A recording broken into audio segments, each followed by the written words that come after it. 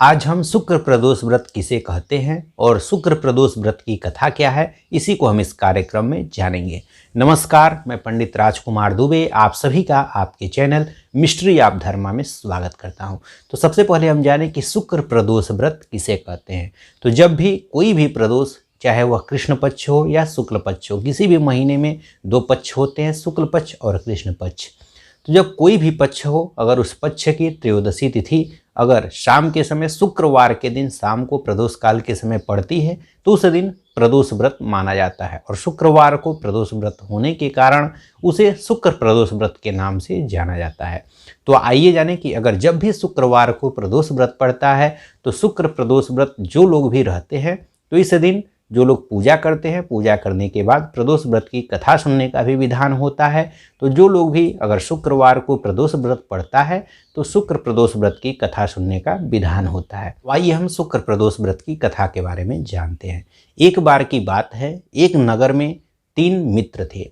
एक राजा का पुत्र था अर्थात राजकुमार था, दूसरा एक ब्राह्मण का पुत्र था और तीसरा एक व्यापारी, एक धनिक था, उसका पुत्र था। यह तीनों ही आपस में मित्र थे।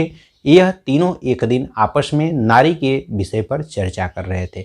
इन तीनों का विवाह हो चुका था, लेकिन जो एक वह धनिक पुत्र था, जो व्यापारी का पुत्र था, उसका भी गौना नहीं हुआ था। इस नारी विषय पर चर्चा करते हुए उस ब्राह्मण कुमार ने कहा, जो ब्राह्मण का लड़का था, उसने कहा कि जिस घर में स्त्रियां नहीं होती हैं उस घर में भूतों का वास हो जाता है, वह घर भूतों का डेरा बन जाता है। उस घर में भूत आकर के रहने लगते हैं और वह लोगों को सताते हैं। यह सुनकर के जो वह धनिक पुत्र था उसने भी सोचा कि मैं अपनी पत्नी का गौना अवश्य कराऊंगा और मैं अपने घर पर पत्नी को जरूर लाऊंगा। वह अपनी पत्नी को लेने के लिए अपने घर पर जिद्द करने लगा। तो उसके घर वालों ने, चूंकि उस समय शुक्र अस्त थे, शुक्र अस्त होने के कारण जब शुक्र अस्त होते हैं किसी भी प्रकार के मांगलिक कार्यों को करने की मनाही होती है। विशेष रूप से जो भी गौना वाला काम होता है या शादी विवाह वाला काम होता है, यह भी सभी कार्यों की मनाही होती है। तो उस समय शुक्र अस्त था, जिसके कारण घर वाले भी मना कर रहे थे, लेकिन वह नहीं माना और ससुराल पहुंच गया अपनी पत्नी को लाने के लिए। ससुराल वाले भी मना करने लगे कि अभी शुक्र अस्त है और पत्नी को ले जाना अच्छा नहीं रहेगा, लेकिन वह ससुराल वालों की भी बात नहीं माना और जिद्द करने लगा, जिसके कारण ससुराल वालों ने अपनी पत्री का उसके साथ विदा कर दिया।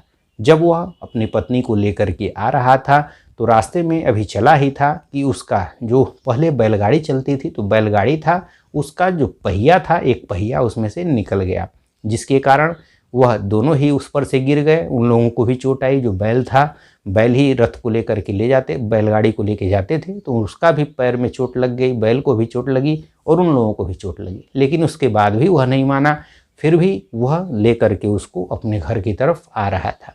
इसके बाद कुछ समय बाद उसको डाकुओं के द्वारा भी घेर लिया गया। जो भी कुछ था, जो धन धान्य था, वह सभी लूट लिया गया। उसके बाद भी वह नहीं माना और वह अपने घर पर आने लगा। अपने घर पहुंचा ही था कि उसे एक सांप ने, जहरीले सांप ने उसे डस लिया। इसके बाद जब उसको सांप ने डस लिया तो वैद्य को बुलाया गया और वैद्य ने, जो धनिक पुत्र था, जो लड़का था, उसके पिता से बताया कि अब यह बालक कुछ ही दिनों का मेहमान है, कुछ दिनों के बाद इसकी मृत्यु हो जाएगी।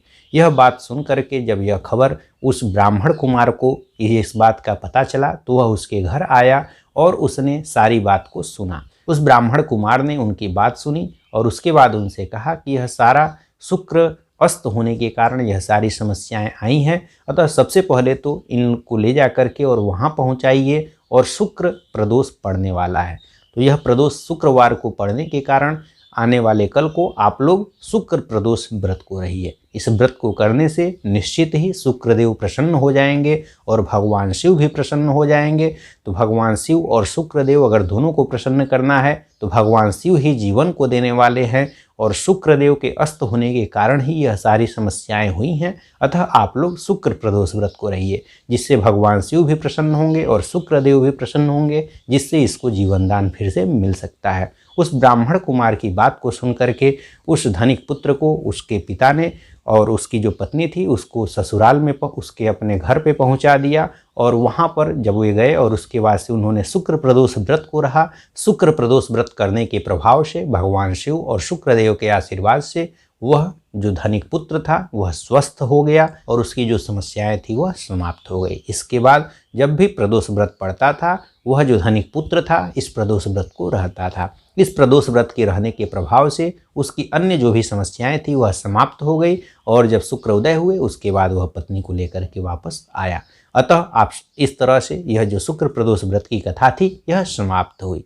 बोलिए शंकर भगवान की जय, माता पार्वती की जय। इस तरह से जब भी आप लोग शुक्रवार को प्रदोष व्रत पड़े तो शुक्र प्रदोष व्रत की कथा को आप लोग अवश्य सुने। इसके अलावा प्रत्येक महीने में प्रदोष व्रत कब कब पड़ता है इसको हम अलग से वीडियो बना करके चैनल पे डालते रहते हैं, जिसके लिए आप लोग हमारे चैनल को सब्सक्राइब कर सकते हैं और हमारा उत्साहवर्धन करने के लिए वीडियो को लाइक आप लोग जरूर करें। आशा करता हूं कि यह जानकारी आपको अच्छी लगी होगी। इसी तरह की और उपयोगी जानकारी के साथ आप सभी के समक्ष पुनः उपस्थित होंगे। तब तक के लिए धन्यवाद, नमस्कार।